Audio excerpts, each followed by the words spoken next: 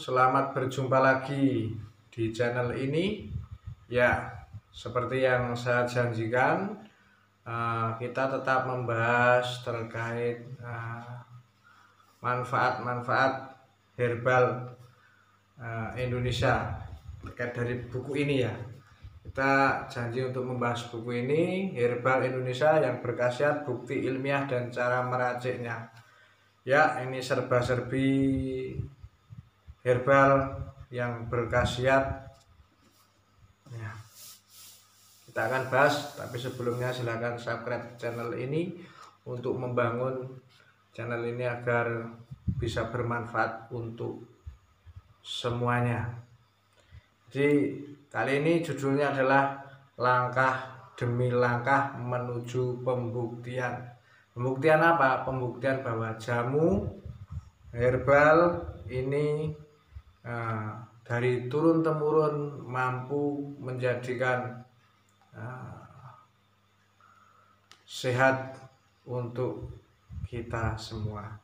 Ya, kita baca beberapa ulasan singkat yang mana pembuktian atau jalan menuju pembuktian kualitas dari jamu yang biasa kita konsumsi, yang nanti akan satu persatu kita share di channel ini ya.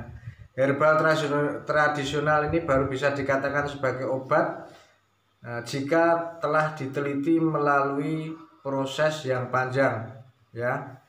Jadi menjadi obat herbal ini apabila sudah diteliti secara panjang, baik ini diteliti terkait unsur zat aktifnya, diketahui diketahui efek farmakologisnya, bisa juga dipastikan untuk dosis, efek samping, dan dipastikan juga proses pembuatannya. Jadi ini kita tahap-tahap untuk menuju pembuktian. Yang pertama adalah ini ya, jamu ini obat bahan alam yang sedianya masih berupa simplicia atau masih kelihatan asli ya. Khasiatnya dan keamanannya baru terbukti secara empiris berdasarkan pengalaman turun-temurun. Ini disebut jamu jika sudah digunakan masyarakat melewati 3 generasi, yaitu kalau 3 generasi sekitar 180 tahun. Nah, kitab-kitab jamu herbal ini sudah lebih dari 3 generasi, yang mana digunakan oleh nenek moyang kita sebagai bahan untuk pengobatan. Jadi jangan ragu, ini nanti kita akan share pembuktiannya. Nah, disebut herbal terstandar ya. Dalam proses ini sekitar 1 bulan sampai 1 tahun untuk pembuktiannya herbal terstandar. Nah, herbal terstandar ini bentuk sedianya sudah berupa ekstrak dengan bahan dan proses pembuatan yang terstandarisasi. Atau herbal terstandar ini juga harus melewati uji praklinis ya, melewati uji praklinis seperti uji toksisitas atau uji keamanannya terkait efek samping. Ini ada diuji toksisitasnya, kisaran dosisnya juga diuji, farmakologis atau di manfaat dan teratogeniknya, keamanan terhadap misalnya terhadap janin, ini diuji. Ini disebut herbal terstandar. Nah, menuju herbal terstandar ini nanti ada namanya uji eksperimental in vitro, uji eksperimental in vivo, uji toksisitas akut, dan uji toksisitas subkronik. Kita bahas satu persatu apa yang dimaksud uji eksperimental in vitro ya. Riset in vitro ini bersifat parsial alias baru diuji pada sebagian organ di atas cawan bakteri. Tujuannya untuk mengklarifikasi atau mengklasifikasikan ya, salah, maaf. Tujuannya untuk mengklasifikasikan atau membuktikan klaim sebuah obat ekstrak herbal diberikan kepada sebagian organ yang terisolasi, kultur sel atau mikroba. Ini pengamatannya pada efek dan reaksi ya, ditimbulkannya bagaimana. Ini efek diuji terkait efek yang timbul setelah menggunakan produk tersebut. Ini biasanya diuji juga dengan hewan biasanya. Nah, uji eksperimental in vivo. Penelitian in vivo ini dilakukan pada hewan. Ya. Yang in vivo ini dilakukan pada hewan, misalnya pada tikus atau kelinci, tujuannya untuk membuktikan klaim sebuah obat. Contohnya buah merah misalnya ya, sebuah anti kanker, dibuktikan dengan mensuntikkan senyawa pencetus kanker ke dalam tubuh kelinci atau tikus ya, tikus putih biasanya. Lalu sari buah merah tersebut diberikan pada hewan tersebut dan diamati perkembangannya. Ini namanya uji eksperimental in vivo. Ini dilakukan pada hewan. Kasih misalnya pemicu kanker, reaksinya setelah itu dikasih misalnya buah merah, terus perkembangannya bagaimana. Nah, ini namanya uji eksperimental in vivo. Berikutnya adalah uji toksisitas. Uji toksisitas akut. Tujuannya untuk mengetahui nilai dosis sampai mematikan. Sebuah obat ya, semakin tinggi angka LDS LD50 ya, berarti semakin aman obat itu karena dibutuhkan dosis tinggi untuk sampai pada tahap mematikan. Nah, maksudnya apa? Dengan dosis misalnya sangat tinggi pun ternyata mengkonsumsi itu tidak mematikan, berarti itu herbal itu aman. Sampai seberapa keamanannya mengkonsumsi sebanyak mungkin, misalnya coba dikasih 5 kapsul, 10 kapsul, 20 kapsul sekaligus misalnya, ukurannya seperti itu, dan ternyata aman. Ini di tingkat intinya uji toksisitas akut ini tingkat keamanan seberapa dosis yang bisa dikonsumsi. Terus uji toksisitas subkronik. Uji ini dilakukan untuk mengamati kelainan akibat mengkonsumsi obat tersebut. Yang diamati adalah efek akumulasi obat tersebut menjadi fokus terhadap riset ini. Nah, setiap hari selama 3 bulan ini diamati, biasanya dilakukan uji toksisitas subkronik ini pada hewan. Bisa dilakukan pada kelinci ataupun pada tikus putih ya. Ini diamati berturut-turut selama 3 bulan. Ini percobaan ini terkait toksisitasnya pada hewan, biasanya diamati seperti itu. Terus uji toksisitas khusus. Nah, ini nanti arahnya menuju ke fitofarmaka ya.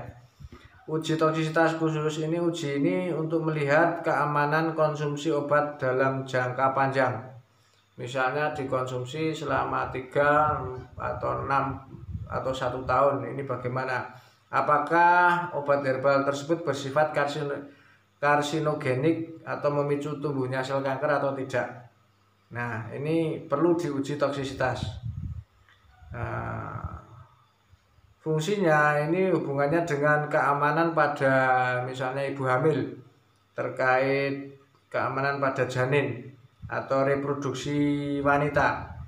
Ini uji toksisitas khusus. Nah, untuk menuju ini butuh sekitar 1 tahun, 1 bulan sampai 1 tahun ya. Ini untuk mengetahui herbal terstandar. Nah, tahapan berikutnya adalah herbal fitofarmaka. Ini kalau proses fitofarmaka ini cukup lama, ini sekitar 3 sampai 20 tahun dari herbal terstandar menuju ke fitofarmaka. Ini melalui beberapa uji fitofarmaka ya. Fitofarmaka ini melalui uji klinis fase 1, fase 2, fase 3 sampai fase 4. Fitofarmaka adalah herbal terstandar yang dapat naik kelas menjadi fitofarmaka jika telah diuji pada manusia, ya. Diuji pada manusia, ini uji klinis, dosis pada hewan percobaan dikonversi ke dosis aman bagi manusia. Dan uji inilah diketahui bahwa kesamaan efek pada hewan percobaan dan manusia, ya. Terus berikutnya adalah uji klinis fase 1 untuk mengetahui dan mengklarifikasi efek dan farmakokinetik, ya, nasib obat tersebut dalam tubuh. Nah, sukarelawan misalnya, pakai sukarelawan yang sehat dan jumlahnya tertentu diberi obat, lalu diamati pola penyerapan, metabolisme, dan ekskresi pasca mengkonsumsi obat herbal tersebut. Nah, ini diuji langsung ke sukarelawan orang yang sehat, terus diamati. Nah, bagaimana perilaku setelah mengkonsumsi terkait penyerapan, metabolisme, juga pada manusia, ya. Terus uji berikutnya fase kedua, yaitu uji klinis fase kedua. Obat diberikan pada orang yang sakit sesuai klaim obat. Misal kumis kucing misalnya, ya, atau temulawak. Ini kumis kucing sebagai penurun tekanan darah. Meski diberikan pada penderita penyakit ini, untuk dikontrol digunakan placebo sebagai pembanding, ya. Coba, ini namanya uji klinis fase kedua. Terus uji klinis fase ketiga, ini jumlah sukarelawan ini diperbanyak dan lokasinya juga diperluas. Ini uji obat yang akan diteliti dibandingkan dengan inovator. Perbandingan inovator adalah obat yang sudah mapan di pasaran atau terbukti bahwa digunakan untuk mengobati penyakit yang diklaim. Misalnya untuk pengobatan kanker, ya, ini menggunakan apa, untuk tekanan darah tinggi. Nah, ini misalnya seperti itu. Ini dengan banyak sukarelawan. Ini sambil baca, ya. Yang berikutnya adalah uji klinis yang keempat. Setelah lulus dari uji fase 1, 2, 3, ini fase keempat. Ini dipasarkan. Meski demikian, obat tetap dipantau. Jadi kalau sudah melalui tahap uji klinis 1, 2, 3, ini produk ini sudah dipasarkan, dijual, ya. Meski demikian, obat tersebut tetap dipantau. Ada pelaporan tentang kejadian efek tertentu setelah mengkonsumsi obat yang terjadi di masyarakat. Nah, ini uji klinis, ya, fase keempat untuk menuju fitofarmaka. Nah,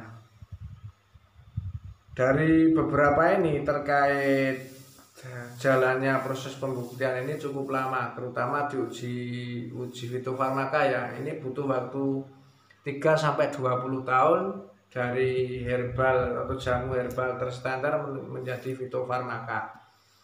Nah, demikian saya sampaikan, semoga bermanfaat. Assalamualaikum warahmatullahi wabarakatuh.